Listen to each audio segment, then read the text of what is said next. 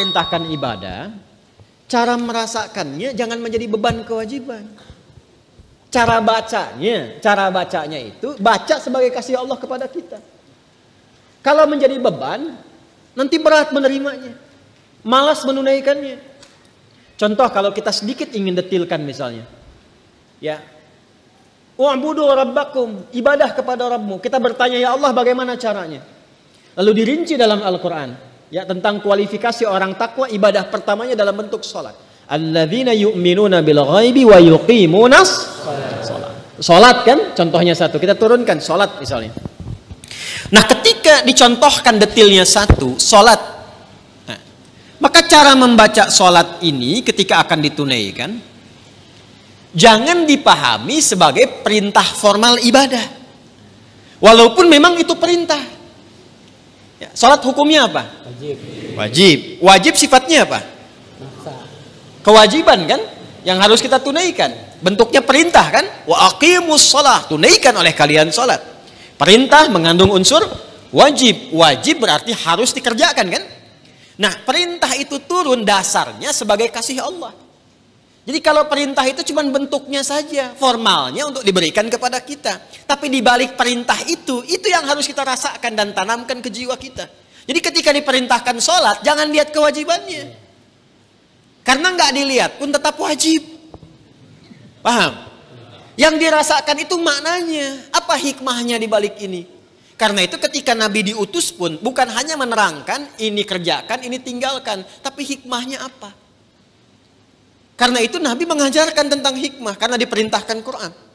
Ya, Quran surah kedua Al-Baqarah ayat 151. Gak apa-apa lompat sedikit. Kita masih di ayat 21. Ya. Kama arsalna fikum rasulam minkum yatlu alaikum ayatina wa yuzakkikum wa yuallimukumul kitaba wal hikmah wa yuallimukum ma lam takunu ta'lamun. Jadi ketika diterangkan kepada kita ibadah, kata Al-Quran ada perintahnya dulu. Makanya ibadah yang ditanya perintahnya. Sebaliknya kalau urusan dunia, ya kan teman-teman sekalian, terkait dengan urusan dunia itu larangan yang dicarinya. Jadi kalau urusan ibadah jangan ditanya larangannya, karena sifatnya perintah. Ditanya dalil perintahnya apa. Saking sayangnya Allah, gak usah banyak-banyak, ini aja yang diperintahkan kerjakan. Jadi jangan tanya larangan. Kalau ditanya larangan gak akan ketemu dalilnya. Sholat subuh berapa rakaat? 2. Boleh nggak 3? Kan gak ada larangannya. Ada nggak larangan ditemukan sholat subuh 3 rakaat? Sampai kiamat kurang 2 hari nggak akan ditemukan. Karena memang salah pendalaman. Kalau ibadah itu yang dicari perintahnya. Kalau ada perintah kerjakan, maka turun ayat sebagai dalil. Ya, konsepnya begitu. Kama arsalna fikum rasulam minkum yatlu alaikum ayatina. Turun ayat dari kami. Apa ayatnya? Dalilnya apa? Wa aqimus shalah. Baru kita sholat. Lihat prakteknya dari Nabi. Contohnya bagaimana? Dibatasi, saking sayangnya Allah, nggak usah banyak-banyak. Tapi kalau kita ikuti dapat hasilnya. Nah sekarang bagaimana menjalaninya? Setelah turun ayatnya, belajar cara melakukannya, bahas juga hikmahnya supaya nikmat menjalani ibadahnya. Karena ketika ayat diturunkan, hikmah menyertainya. Itu permintaan turunnya hikmah itu sampai dimohonkan 2 orang Nabi dan Rasul, ayah dan anak. Nabi Ibrahim dan Nabi Ismail setelah tuntas alaihi wassalam meninggikan bangunan Ka'bah yang runtuh bagian atasnya di masa Nabi Nuh karena terkena banjir itu, tersisa pondasi. Masih ingat 2 tahun lalu saya terangkan, ya kan? Pondasi bahasa Arabnya kalau satu qaidah, kalau banyak jamak qawaid. Meninggikan bahasa Arabnya rafa'a yarfa'u. Ya. Yarfa'u. Ka'bah itu pertama kali ditetapkan oleh Allah sebagai kiblat manusia disebut bait. Inna awwala baitin wudi'a lin-nas, bait. Di Ali Imran ayat 96 itu. Di era Nabi Nuh alaihissalam terkena bagian banjir atasnya, tersisa pondasinya. Ka'bah ada berapa titiknya? 4 ya, kurang lebih gitu kan. Berarti setidaknya pondasinya ada berapa sudut? 4 bagian. Kalau 4 jama' atau tunggal? Jama'. Berarti harus bentuknya qawaid. Meninggikan tadi apa? Yarfa. Apa yang ditinggikan? Bait. Buka Al-Baqarah ayat 127. Paling kiri sebelah atas di mushaf. Wa idh yarfa'u Ibrahimul qawa'ida minal baiti wa Ismailu. Ada ayatnya? Wa idh yarfa'u Ibrahimul qawa'id minal bait wa Ismailu. Dan ketika Ibrahim alaihissalam meninggikan bangunan Ka'bah itu, pondasi Ka'bah itu ditinggikan kembali. Disertai oleh Ismail, ada takdim wa ta'khir. Kenapa Ismailnya diakhirkan? Ini kalau katanya menyatu bersamaan, Allah bisa katakan begini misal di luar Quran ya. Wa idh yarfa'u Ibrahimu wa Ismailu. Tapi di sini Ismailnya di akhir. Wa idh yarfa'u Ibrahimul qawa'ida minal baiti wa Ismail. Kalau keduanya subjeknya disatukan, itu pekerjaannya sama bobotnya. Tapi kalau yang satu diawalkan, yang satu diakhirkan, maka yang diakhirkan itu bantu-bantu saja. Makanya tugas awalnya untuk Nabi Ibrahim. Nabi Ibrahim ketika melangkahkan kaki pertama untuk membangun sesuatu, langkah untuk menunjukkan kemuliaan membangun sesuatu, itu makam namanya. Makanya tapaknya makam Ibrahim itu kan ada ya. Ya, kekinian itu lokasinya. Nah, di situ pertama kali itu menapak untuk meninggikan kembali. Begitu kemudian mau membangun, meninggikan, anak datang. Nanti saya rinci saat Idul Adha. Datang merasakan beban ayah. Itu tidak mudah menemukan anak yang ketika ayahnya kerja, merasakan itu ingin bantu. Itu nggak mudah. Bagaimana bisa begitu? Nanti pas khutbah Idul Adha saya terangkan. Singkatnya datang bawa batu.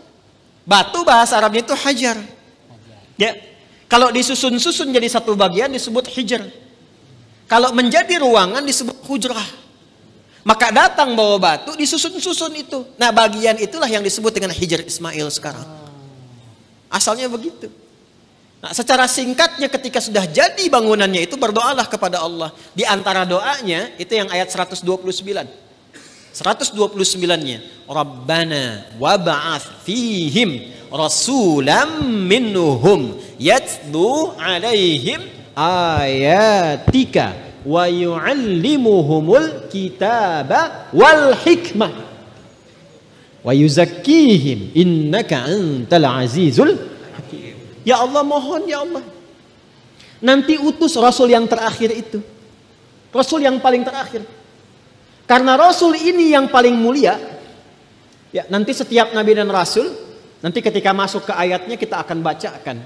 Itu semua Nabi dan Rasul bisa bertugas setelah mengambil komitmen perjanjian dengan Allah akan membantu risalah Nabi Muhammad SAW. Di risalah Nabi Muhammad itu sudah diviralkan di zaman setiap Rasul sebelum kedatangan Nabinya. Ya.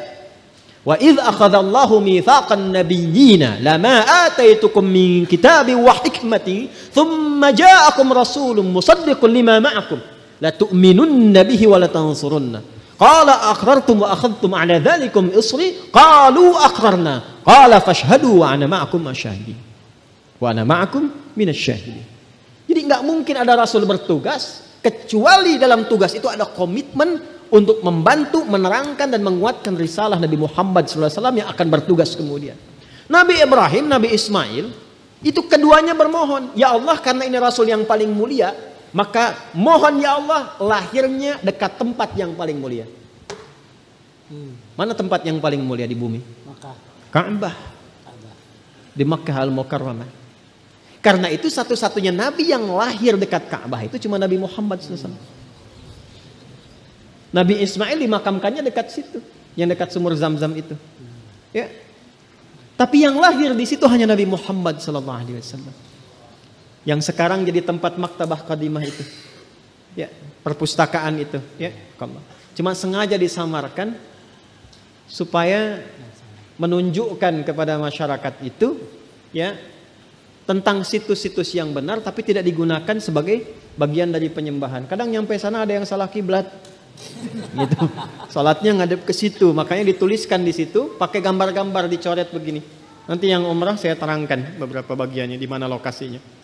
Ya, nanti ada di situ dekat rumah Abu Jahal, ada di situ. Ya, rumah Sayyidah Khadijah. Nah, di tempat Nabi lahir itu ada keterangan di tembok sama gambar. Yang sujud dicoret, kan? Yang bawa macam-macam dicoret. Itu dituliskan pakai bahasa Arab, bahasa Inggris, bahasa Urdu, dan bahasa Indonesia. Artinya ada orang Indonesia yang ke situ juga salah kiblat. Dan jarak Nabi Muhammad SAW ke Nabi Ismail, Nabi Ibrahim itu bisa 29 sampai 30 generasi. Setiap generasinya bisa bertahun-tahun. Muhammad SAW bin Abdullah, bin Abdul Muttalib, bin Hashim, bin Abdul Manaf, bin Qusay, bin Murrah, bin Kilab, bin Ka'ab, bin Ghalib, bin Fihir, bin Malik, bin Nadar, bin Kinana, bin Khuzaimah, bin Mudrikah, bin Ilyas, bin Nizar, bin Mudar, bin Ma'ad, bin Adnan, bin Addi, bin Adri, bin Muqawwam, bin Nahur, bin Tarikh, bin Ya'rub, bin Yasjub, bin Nabit, bin Ismail alaihissalam, bin Ibrahim alaihissalam. 29 sampai 30 generasi. Coba ulangi.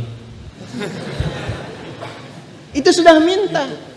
Ya Allah, konstruksi risalah yang dibawa Nabi Muhammad itu kuatkan dengan ayat. Supaya jelas. Kita tidak bingung kalau mau ibadah. Makanya orang Islam itu ibadahnya jelas. Jadi kalau ditanya sholatnya bagaimana, ini perintah Allahnya. Ini contoh Nabi hadisnya. Terus itu bisa ditelusuri.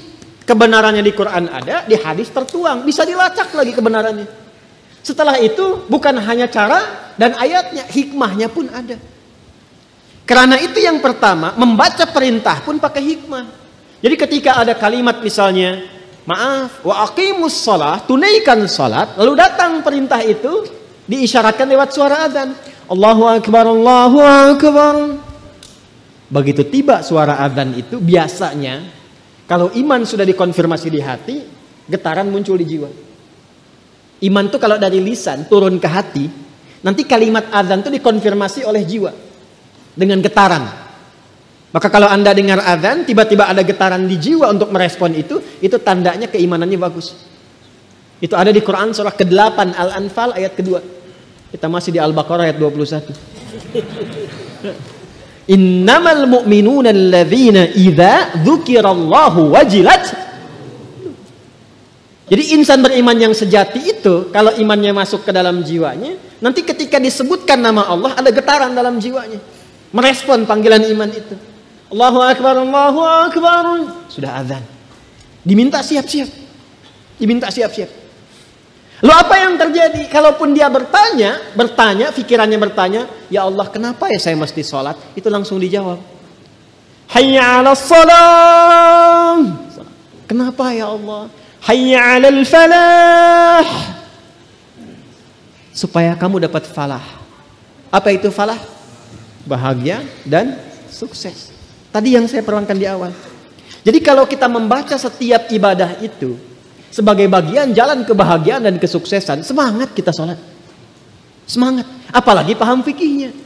Apalagi mengerti hikmahnya. Apalagi kita ngerti Qur'annya. Ya Allah, nangis tuh kalau sholat itu. Allahu Akbar. Nangis. Ya ayyuhalladzina amanu ista'inu bisabri wassalah. Hei orang-orang beriman, kalau sedang ada kesalahan, sedang punya masalah, sabar, terima dulu. Jangan dikeluhkan. Karena masalah itu dihadirkan bukan untuk menjadikan dirimu bermasalah. Supaya engkau meningkat kualitas. Supaya kehidupanmu lebih baik lagi. Supaya engkau makin teruji, makin kuat. Dan tidak mungkin kata Allah, aku menguji kecuali engkau sanggup mengatasinya. La yukallifullahu nafsan illa wus'aha. Apakah berhenti sampai situ? Tidak. Datang kepada aku minta solusi lewat salat. Ya ayyuhalladzina amanu ista'inu bisabri wassalah. Kamu sabar, terima dulu. Saat salat datang padaku minta solusi. Jadi begitu dipanggil lewat salat itu ditunggu kita mau minta apa.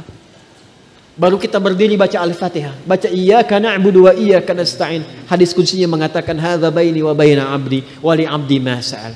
Ini perjanjian antara aku dengan hambaku. Kalau hambaku benar cara ibadahnya, apapun yang ia minta sekarang aku berikan sepanjang maslahat untuknya. Itu hadis qudsi. Ibadi, khalaqtuka lil ibadati fala tal'ab.